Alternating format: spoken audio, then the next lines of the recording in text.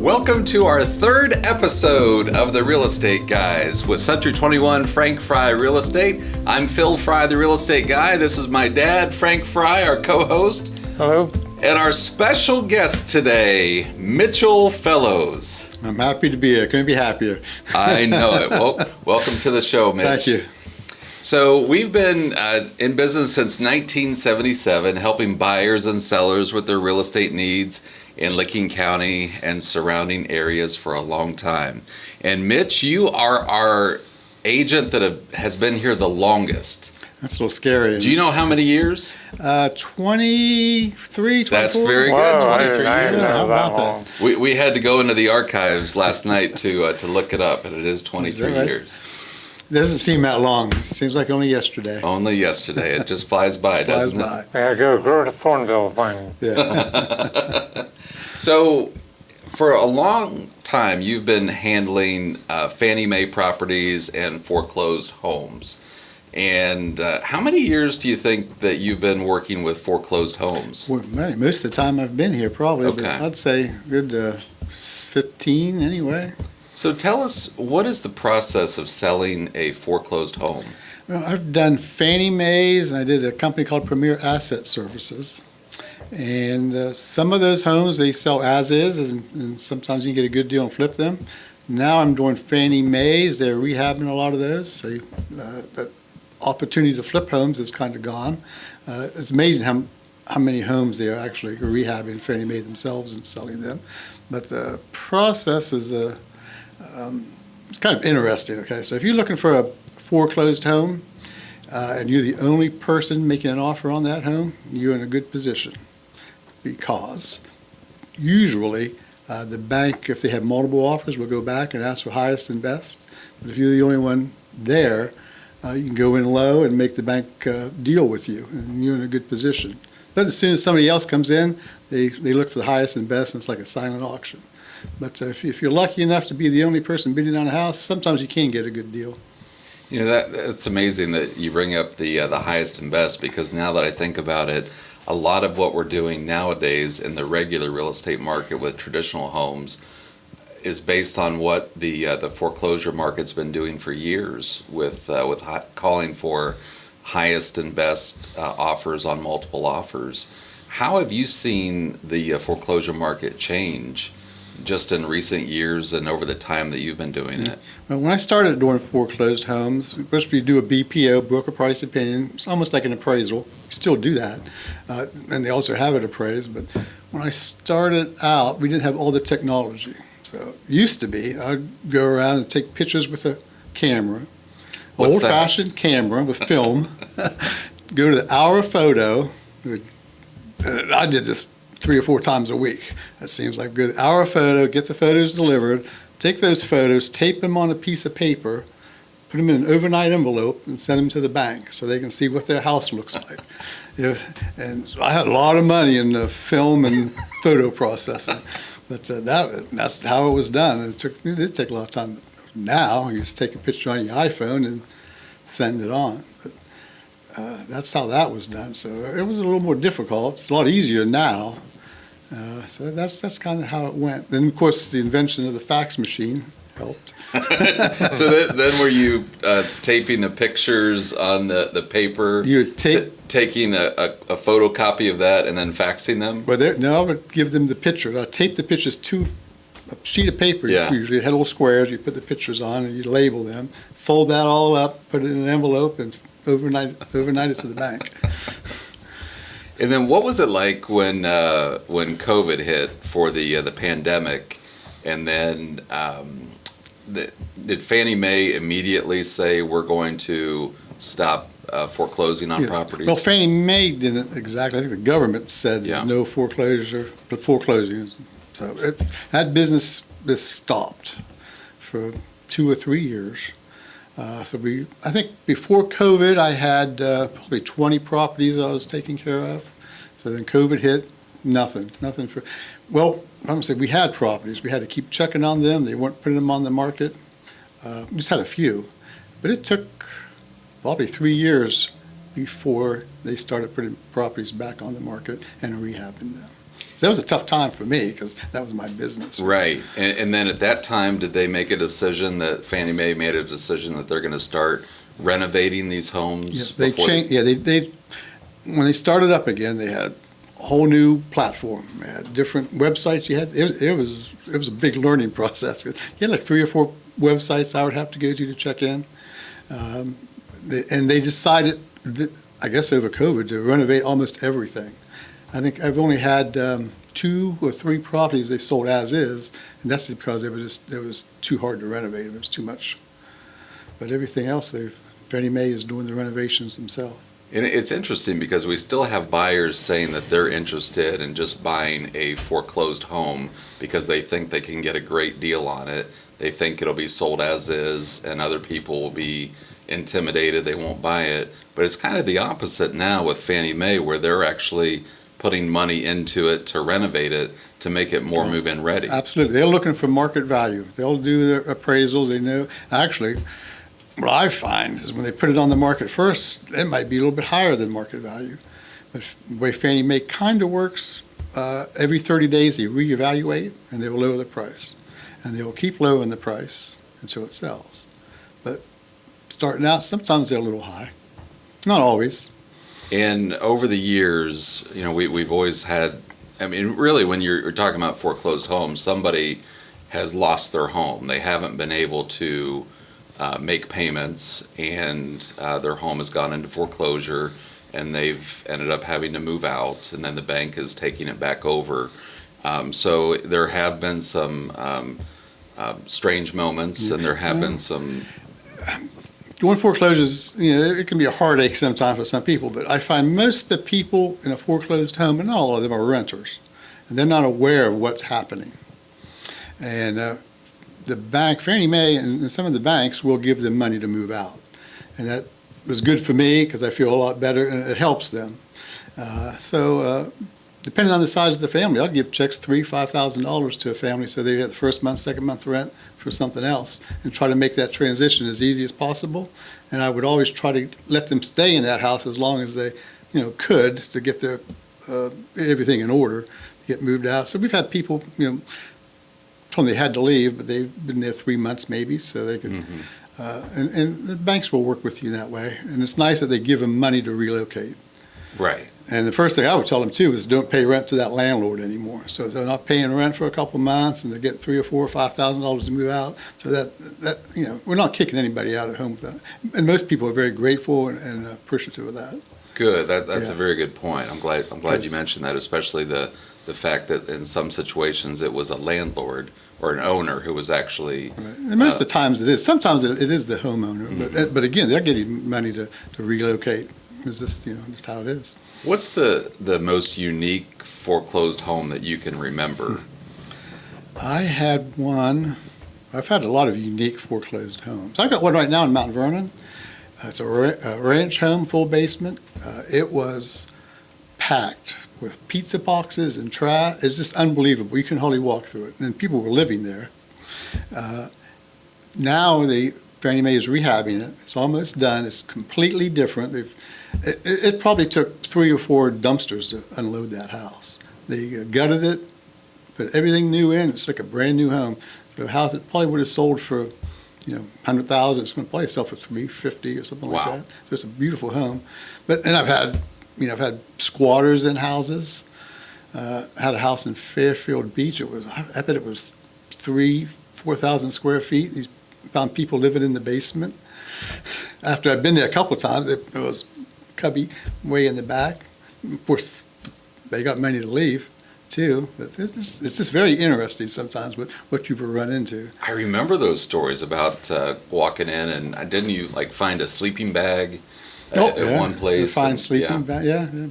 I've had houses, and the other thing people need to watch out for in foreclosed homes is I get a lot of calls about rents.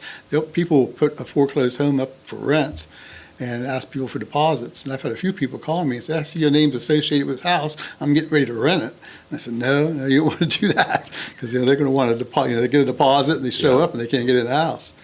And that does happen with foreclosed homes a lot more now than it used to. So for a buyer wanting to buy a foreclosed home, what are some things, what's some advice for a buyer? Well, you always want to ask for an inspection period. I think that's the most important thing. Most banks will give you a 10-day inspection period, so you can get in there and take a good look at it. Because they're going to ask you for a deposit. If you're paying cash, usually they want 10% down.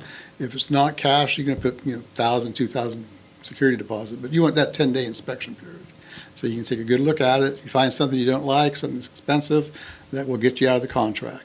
So I'd say make sure you have that inspection time and have somebody look at it that knows what they're doing. Because once you buy a foreclosed property, it's as is, and as is as is. And you have a hard time suing a bank or something because their contracts protect them very well. Good point. All right, Dad, we're at the time for your mystery question for Mr. Mitch Fellows. What do you got? Well, I'm just curious about how long it takes to go through the whole process of once you get the call to go check the property until it actually gets to the closing table. Well, when I get the call, I will check the property first to see if it's occupied. Most of the time it's not occupied. There's very few times there's people there, but most of the time it's not occupied. Post the property. If it's personal property in there, you put a personal property poster on it for 30 days, and hopefully you'll hear from somebody so they can clean some of that stuff out. Most of the time you don't. After 30 days, the bank will haul things out, and they'll start the process of getting quotes for rehab. That sometimes I have to find contractors, which is a lot of work. Challenging, but the Fannie Mae does have their own contractors as well, so they'll come in, do their quotes, and decide if they want to rehab or not. The whole process, though, from the time I get the property to get it on the market could be a year. That's a long time. Yeah, it's a long time. And you get calls that whole time, like, can I rent this? Can I buy this? And no, the bank won't do anything to it until it's ready to go on the market and get sold. But and they're challenged with water and leaks and getting contractors in there and just checking things. Have you ever been threatened by the people occupying the property? Not. I've had a few times I was scared. One time I went to a guy who was living in his property. He was the owner. And of course, he had his hand behind his back. I don't know what he was holding back there, but it ended up being a cigarette. But that kind of made me a little nervous. It's always a challenge because somebody's losing their home. Right. So the first thing I say, I'm here to help. So I know you're in trouble. The bank will offer you money to leave. What are your plans? And that's how I kind of start that process. Fortunately, it's not that often, but it happens. Mm-hmm. And you want to get them out of the house and back on the right foot. So that's what I try to do. Now, you came to our company 23 years ago, long before I arrived. Were you doing foreclosures at your previous real estate company? No, I wasn't. Okay. No, I started foreclosures with a company called Premier Asset Services. I can't remember how I stumbled on that, but I did, and that was good for a good while. Then it didn't go so good, and then it was Fannie Mae. Yeah. So, yeah. Okay, so think back 23 years ago when you first joined C21 Frank Frye Real Estate. What was it that brought you to our company? What was it that made you decide that I'm coming here? Frank had a good fax machine. I said, well, I don't have to go deliver contracts to houses and pick up. And Frank was very nice, actually. But he had good, he had a good technology and a good office. But I was impressed with the fax machine. And Yeah, we were. And it was on a roll of paper. Way up there. We were in paper. So even back then, it was all about technology. Yeah, all about technology. Being ahead of the technology curve. Prior to that, the real estate agents don't know the struggle, right? Yeah. You have to go pick up keys, take keys back, take contracts, and if you're negotiating, you pick up contracts, take contracts back, just do it over and over. It's a lot easier now. Everything's, you just send a fax, or send a text. No faxes anymore either, it's all right. Yeah. No faxes. So Dad, when you were recruiting, did you walk people through the office and say, this is our fax machine right here? Pretty much, yeah. Hey, come over here and look at this machine. Look at this facsimile machine. Facsimile. But the office here has always been, it's been a good place to be. There's never, everybody gets along, there's no controversies. Mostly they do. We've had our moments, I guess. But I always worked it out. Frank's pretty even keeled. He's not too high, not too low. Pretty neutral to totality, I would say. Well, we love having you as an agent and as a friend, because not only are you a great guy and a great agent, but also whenever we have a volunteer project or need help with painting a room at the office, you're always one of the first people to say yes. So we appreciate that. And we've done a lot of painting here and across the street as well, with New Beginnings or wherever we can volunteer sometimes. Dad, you getting a I think we're getting a call from a client? But Here, I'll hold this. they may have to wait. Well, this could be a big sale. Yeah, business has to continue. Opportunity call. Sorry, but this is priority. And he has a flip phone. Frank? Hi, Frank. It's Kristen from Columbus Capital. How are you? Okay. I'm in a meeting right now. Can you call back? Oh, sure. Can you call back in about an hour? Sure thing. Okay, thank you. Bye. He never stops. That's what I like about Frank as well. Always answers the phone. Always answers the phone. All right. What is it about real estate, that has kept you doing it all these years? There's highs and lows, but what is it for you? Well, I guess the freedom of, you can do your own schedule a lot of the time. It's not all the time, because you got to work around with other people, but you have freedom to be your own boss, sort of, and your own schedule. I like that. What is it about Fannie Mae, or what is it about the foreclosed properties that have kept you doing that so long? When I started that out, you have a supply of homes. You know you're going to have listings to sell, right? And you're dealing mostly on the computer, so I don't talk to a whole lot of people on the other side. It's just text messages or answering questions on a website. So I kind of run that show a little bit. Yeah. And as long as everything goes smoothly, you don't hear from the higher-ups at the banks. It really is a unique part of real estate, a unique service that you and our company have offered for years. Yeah, it's interesting, very interesting. And the banks count on me a lot to let them know what the property is, what kind of condition the property is in. Mm-hmm. When I had one property, I told the bank they should tear it down and have asset managers for the banks. And they said, no, we're going to rehab this no matter what it costs. We're rehabbing this property. That was right after COVID when they were starting to rehab everything. And I said, no, you don't want to rehab this one. He said, yes. So the foundation was falling down. So the first thing they did, they were going to rebuild that foundation. I said, look at the rest of the house. They said, no, we'll do the foundation first. So they started that foundation, and the guy was going to raise the house up. They were afraid the whole house was going to collapse because everything was rotten up in the rafters. So the bank spent probably $30,000 on a home that was no good, and they ended up tearing down, but because they didn't listen to me. Oh, so they did end up They tearing did it end down. up tearing it down, yeah. I argued with a guy for a half an hour on the phone one day. I said, you do not want to rehab this house. And he said, And the person making that decision had never actually visited the property. had never seen the house. Any idea what city that person's in? Probably Dallas, Texas. Dallas, okay. All right. All right, we were just talking about Lost Lands, the big music festival that none of us attended, but we always like to talk about for the area. We know that you love to go to concerts and music festivals. What are some of your favorite performances that you've seen? I have seen a lot of shows. One of my best stories may be Willie Nelson. I was listening to Entertainment Tonight one night, and Willie, I can't remember his name, but it was Willie Nelson's manager they were talking to. And the next day he was playing at the Ohio State Fair. And at that time I was working at a monument company. I was selling monuments. And one of the guys in the back, I said, let's go to the fair. And I said, we can go see Willie. I bet I can get us in. And I talked him into going. So we went around the back, got somebody's attention, and I mentioned Willie's manager. I said, he got tickets for us. And he told me to come back here and get them.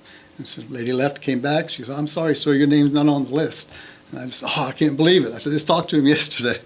She came back with 2 folding chairs, took us beside Governor Celeste, who was in the front row, sat us down. It was the best concert ever.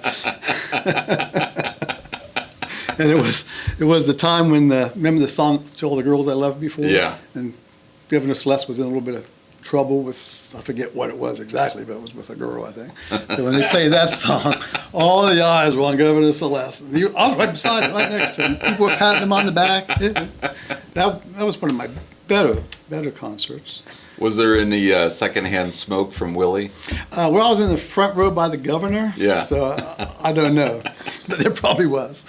What about, I know you've been to some music festivals that like camp out for 3 days. My daughter graduated from high school, and she was going to go to Bonnaroo. I couldn't really stop her. She said she was going, so I said, "Well, I'm going to go with you." Yeah. So her and a couple of friends went. And that was a great time. We went, and if you know about Bonnaroo, they have 20 or 30 shows over a hot 95-degree dusty weekend, but it was fun. But I was with those two girls. We would snake through all the crowds. We were in the front row for about all the shows. It was a lot of fun. Sticking with that celebrity theme of Willie Nelson, tell us about your buddy Jay Leno. Okay. When I moved to Thornville, in the attic of my house, I found a Duesenberg catalog. And it was an old Duesenberg book about motors. And then a few years later, he was on Oprah, Jay was, talking about a Duesenberg collection. And it hit me. So I got an old book he'd like to have. So I called him up and left a message on answering machine. And probably 6 months later, I came home, there was a message back. And said, "Mitch, this is Jay Leno. I'm interested in that book." He said, "Come on out and we'll talk." So anyway, make a long story short, we ended up going to Las Vegas. Los Angeles, Yeah. and sat in the green room. He took really good care of us. We were in the green room, ate sandwiches with Kenny G, and and when the show started, his assistant came and got us, put it in the seats, and we saw the show. And then after the show, we came up on the stage, sat in the chairs, talked to Jay, and he did invite me out to see all his cars, but he said he was busy that weekend. So we didn't go see them, but he goes, "You come back out, I'll take you out to see the cars," which I never did follow up on that. But Jay was very nice. They took pictures. It was fun. That's great. I love that That's story. a good story. That's very Yeah. good. Yeah. He called me Michael. My answer machine, "Michael, this is Jay Leno." Hilga was his assistant. He goes, "Call Hilga." You can call me anything, but don't call me But when I Michael. called him back and I got Hilga on the phone, I said, "This is Mitch Fellows," and Jay said, "Call you." He goes, "Hold on." He was right on the phone with him. Yeah. He must have been right beside her. So it was pretty neat. That's great. I love that. And one of my other favorite stories is Mayor of Thornville. Not mayor. Not mayor? No, I was on the council and I was president of the council in Thornville for a while. Well, as president, did you get to be mayor? No, I wasn't. I was president of the council and we had a mayor. This whole time, I thought you were mayor of Thornville. No, I was on Thornville City Council, I think about 8 years. Okay. And then I was president of council for 3 or 4 years, I think. Something Well, like that. I'm going to still tell people. You can call me mayor. Yeah, we You're just mayor. call it. There was, my time there, we put a sewer in and a water tower. Yeah. That was a while ago, though. That was 20 years ago. maybe more. Would you ever do that again? No. No. No, I liked it. It was fun. We did a lot of stuff. I explained that sometimes as a thankless job because, anytime you heard from somebody was when they were complaining about something. Yeah. So, but it wasn't that bad. But I think we did a lot of good stuff too. I got a grant for the swimming pool, playground. We put a playground in. Me and Terry Hill, a friend of mine, Terry Hill, worked on a grant. It was like a $60,000 grant, I think. So that was a big accomplishment. That's when I was on impressive. I mean, council. I think it's impressive not only that you were on city council, but you're also willing to do president of city council or village council. Village right? council, Village yeah. council, yeah. Yeah. And I'm going to still think that you're mayor. So Yeah. 5 years from now, I'm going to ask you that same Okay. question. And we've got a lot of Bengals fans. We've got a lot of Browns fans. You are one of the few Steelers fans in the office, and we love to hear you and Aaron go back and forth about Bengals versus Steelers. How did you become such a big Pittsburgh Steelers fan? Well, I grew up in eastern Ohio in Cadiz. You might call it Cadiz. But it's Yep. Cadiz. Clark And- Gable. Yeah, Clark. Well, yeah, Clark. I got a connection to Clark Gable as well. But in Cadiz, well, I guess I'm one of the older guys here. So if you remember, way back when, we only had three stations, TV stations. So I got Pittsburgh stations and a Wheeling station. So you had to watch the Steelers. You couldn't. You could Oh, not, yeah, you got your hat right there. you could not watch the Browns or the Bengals because they always played Steelers. And that was when Terry Bradshaw, they won their 4 Super Yeah. Bowls in the 70s. That's when I became a Steeler fan. And it was a good decision because, they win a lot, Yeah. right? Yeah, And you Not always every make fun of time. Browns and Bengal fans, yeah. mostly. Do you ever root for Browns or Bengals? Very seldom. If the Browns maybe playing the Ravens and I need the Ravens to lose, I could reluctantly root for the Browns. But it has to, it has to be positive for the Steelers. All right. And you get to ask, we've asked you a bunch of questions, so you get to ask us your mystery question. Okay, well, before you came here, Yep. I think you were in broadcasting. Right? So what was the most interesting interview you've ever done? Oh, that's a great question. I think the one that I remember the most, well, there's a couple, and one was the case of Pat Welsh, the missing man from Lancaster. Oh, uh-huh. And so when the advocate broke the story that he was alive and had been arrested, and then the next day the day that they broke the story, I interviewed his wife, Elizabeth Welsh. So that was a huge interview, and just to be able to put the pieces of the story together, and that's something that I always remember. And then following that case as it went through court is something that I'll always remember, because since it was on TV, CBS National News was there. So I ended up sitting in the courtroom, pictured on 48 Hours, Oh, their TV show. So every now and then that one pops up. But that was one. Yeah.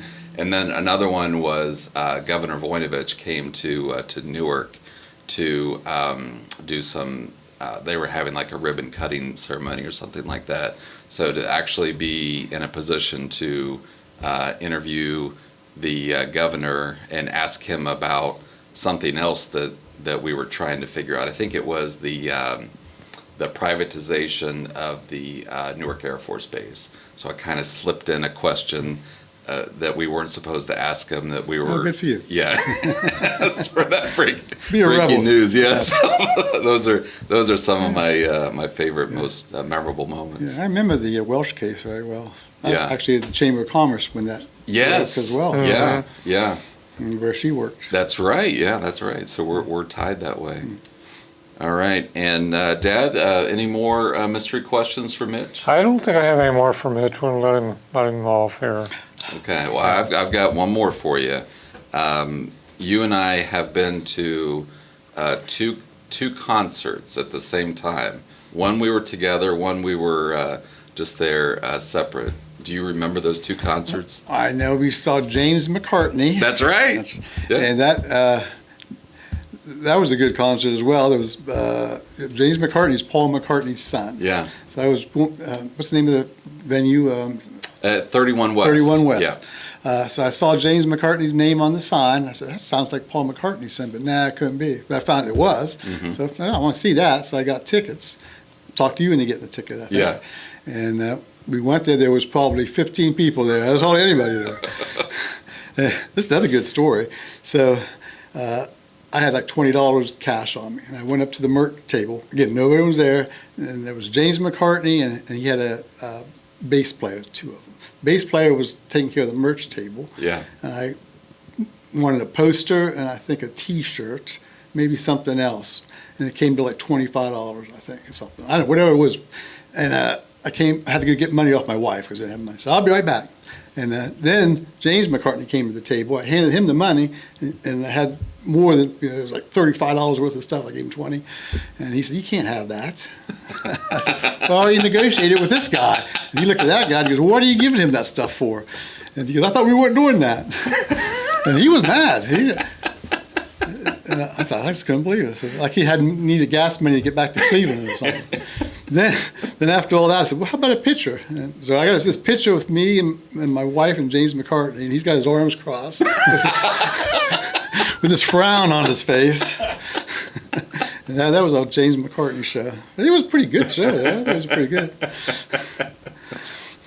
And the other one was Legend Valley. You got it, yeah. I want to say it was Get the Lead Out. Get the lead out. Yeah, that's when we were in our little boxes at COVID, right?